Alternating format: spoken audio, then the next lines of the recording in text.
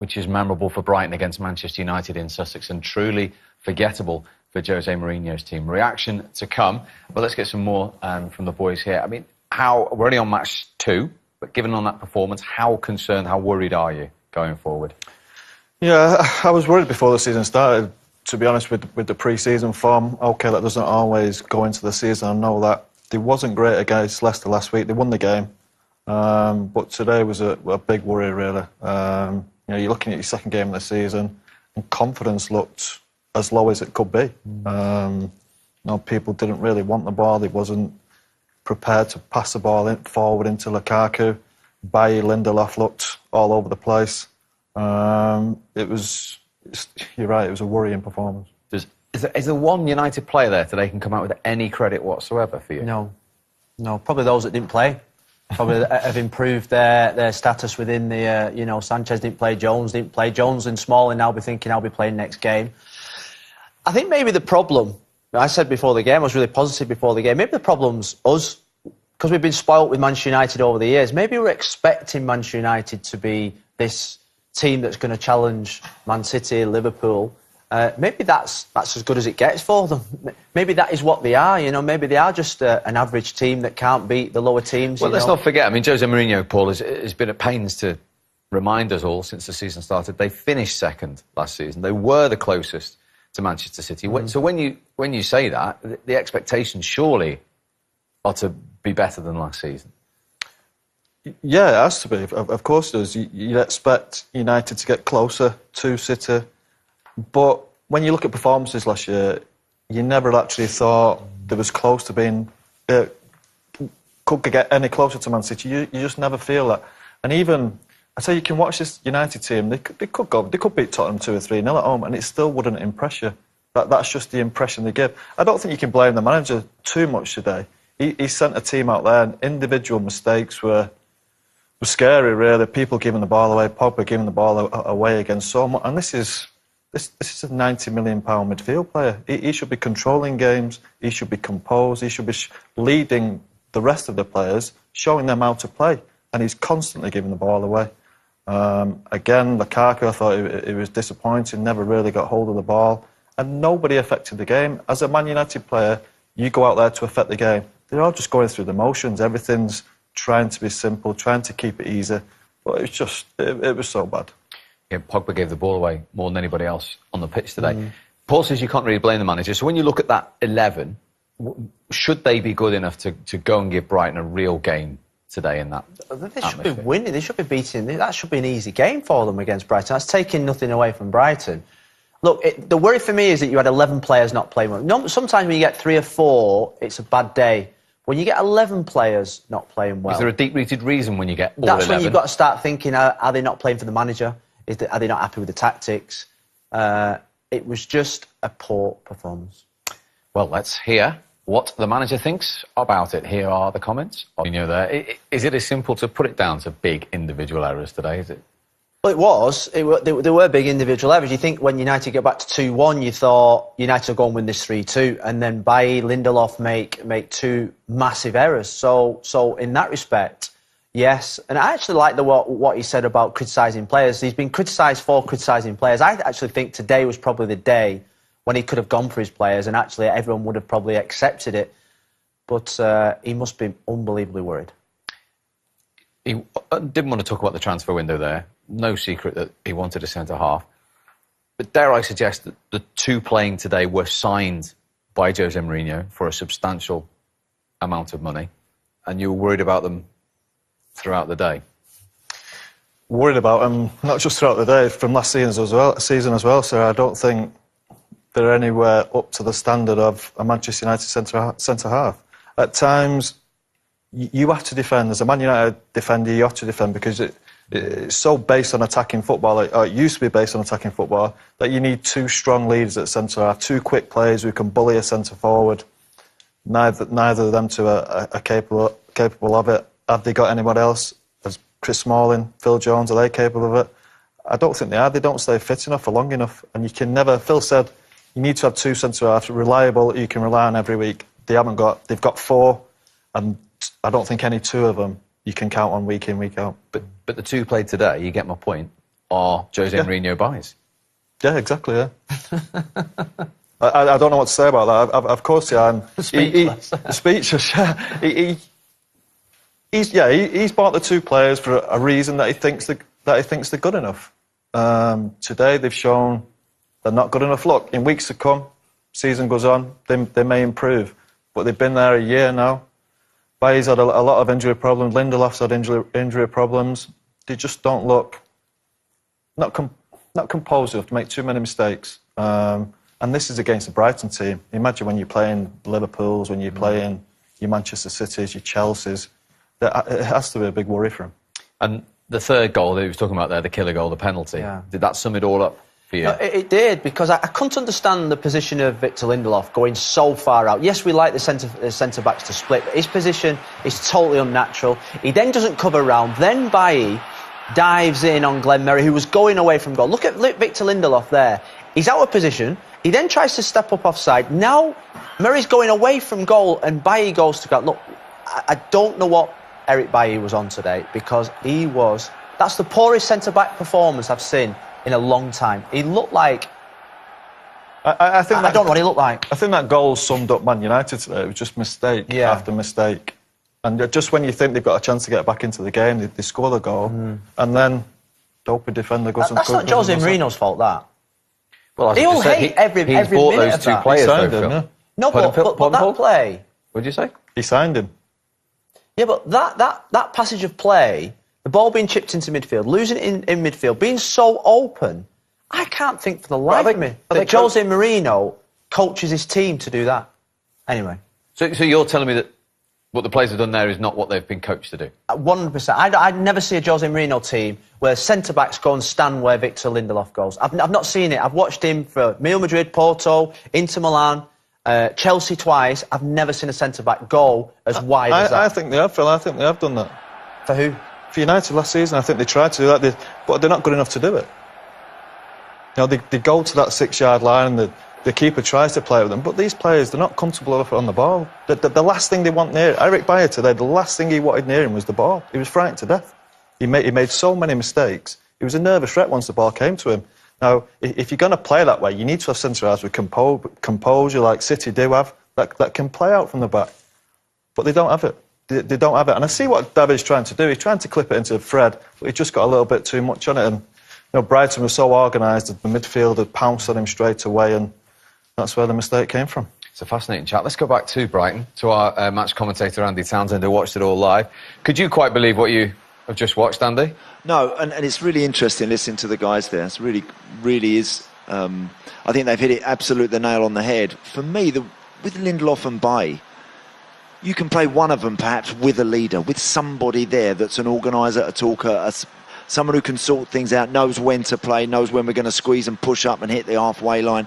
But I think you stick them both together, and that's his biggest problem, Jose. His biggest problem is that he's got four, as the guys have just mentioned there, and any pair of any of them, they don't work, because they haven't really got one in there that you'd think, I trust him, and I'll hang my hat on him every week. This guy doesn't make basic fundamental errors, and if he does, it's a rarity. It's something that we don't usually see. Any two out of them four make a rick every time they play. And that's the problem that he's got at the back, and that's his frustration pre-season. That's his frustration with Ed Woodward during the transfer window. That's why Maguire and Co and the other names that were knocking around was so massive for him, and that's why I think he was so disappointed when he sees that, when he watches that back. I'll tell you what, if the players watch it back, the guys in the studio will know, Steve, there's nothing worse as a player when you've performed like that and all of a sudden you've got to sit and watch it again, because you know what's about to happen. You know the mistakes you're about to make, and you actually say, what am I doing? What was I doing there? What on earth were we doing as a team? Difficult to know where to start. Second best all round. Brighton's shape was better. Brighton's style of play was far more controlled and composed. United was all hit and miss. They had no real structure to what they're doing in the end. And that when Scholesy and Phil were playing, that United team, when it was 3-1 down or 3-2 down, then all of a sudden you've really got it full on to hang on. And if you did hang on, you really earned it. Whereas there was nothing. Once Fellaini come on and Lingard came on, Rashford, you know, there was only that 1 second half shot from Pogba that Matt Ryan made a really smart save to. That's the worry. The worry is that for me, that when they did try and come back in a traditional United fashion, there was no response, nothing at all.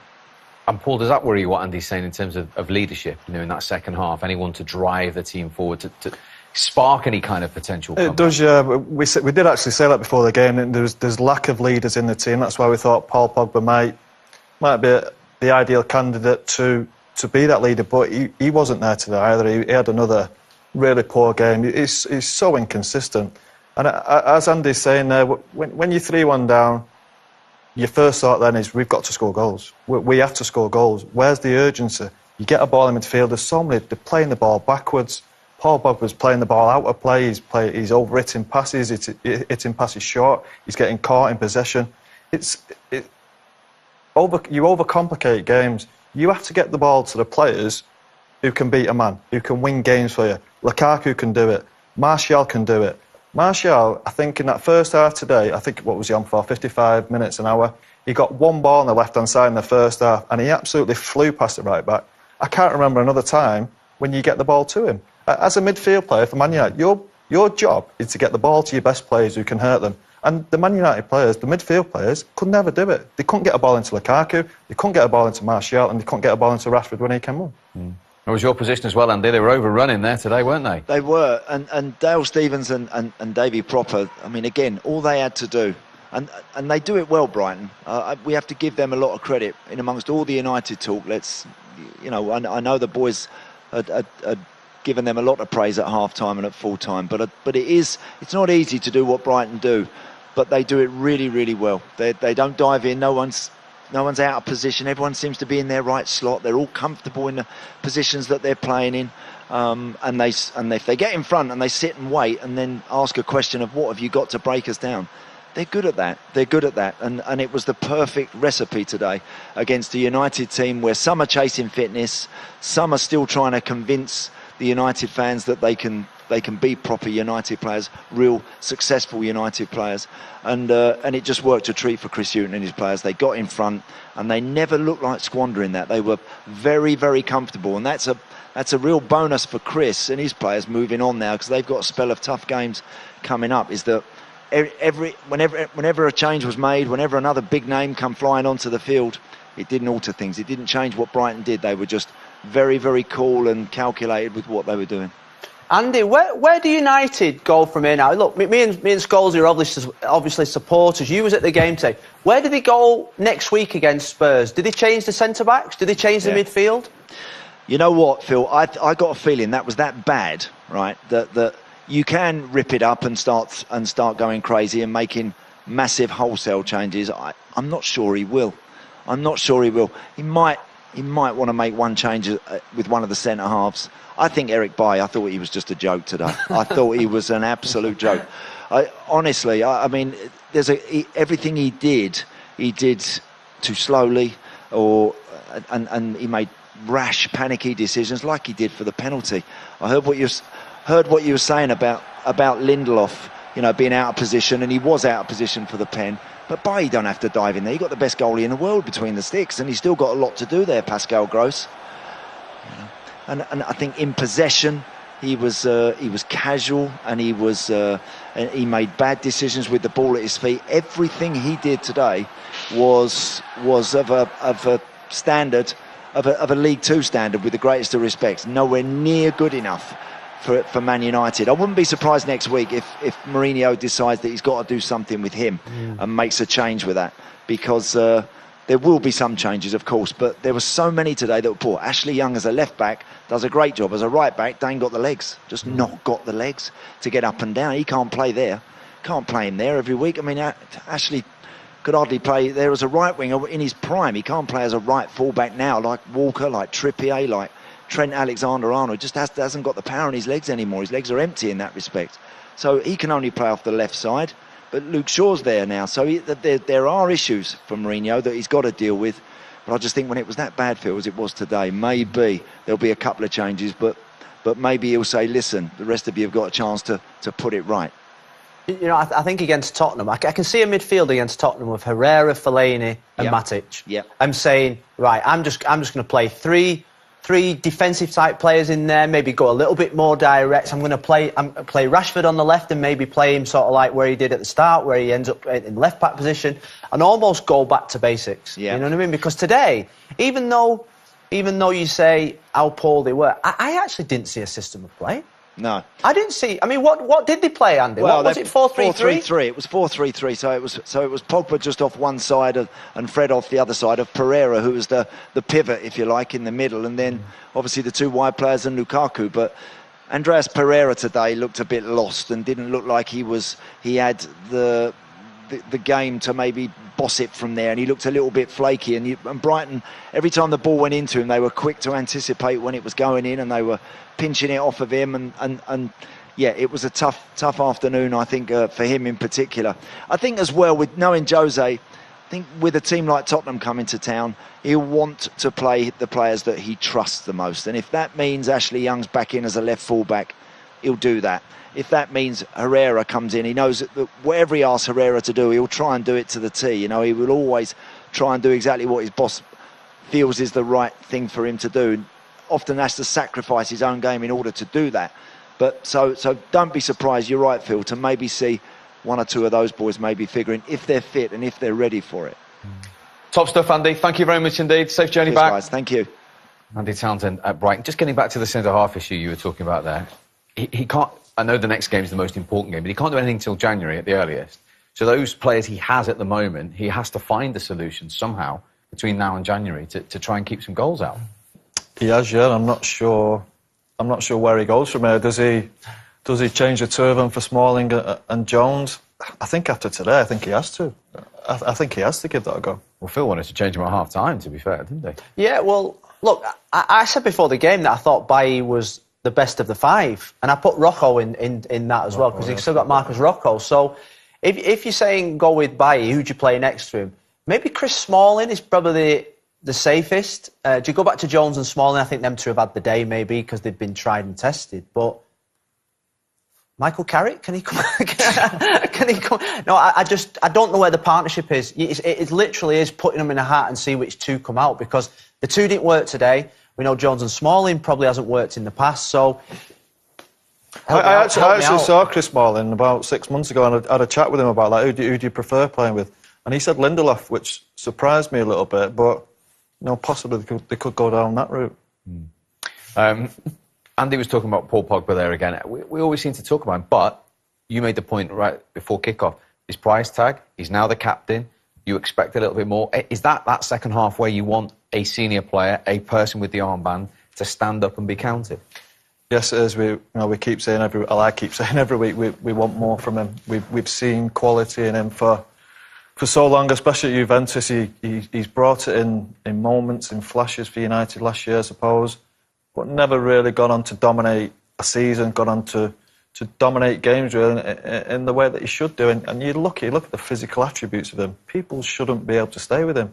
I just don't think he uses his brain enough. I think he gets caught so many times on the ball trying to hold people off. He's constantly turning the wrong way into people. He has to be a player who just controls the ball and passes it forward and runs, because nobody will be able to stay with him. Me and Phil playing midfield. If we played against him, we'd really struggle to handle it. Yeah. But he needs to know. He might need telling. I think at his age now and the experience he's got, he should know what his strengths are. But he looks like a player who possibly needs telling how to play the game, which is worrying. When you've got someone with so much experience at a young age. Well, one of the responsibilities of being captain is to come out and speak when you've been beaten. He has done just that. So here are the thoughts of Paul.